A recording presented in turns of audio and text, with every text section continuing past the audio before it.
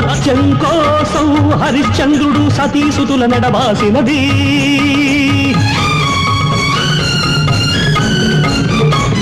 గర్భవతిని సీతమ్మను రాముడు కారడవికి పంపించినది. కన్న తల్లినే కాదని కర్ణుడు రాజత్యాగం చేసినది. కన్న కొడుకునే కాదని నేని కన్నీటిని దిగమింగుతున్నది. ఎందుకోసం ఎందుకోసం?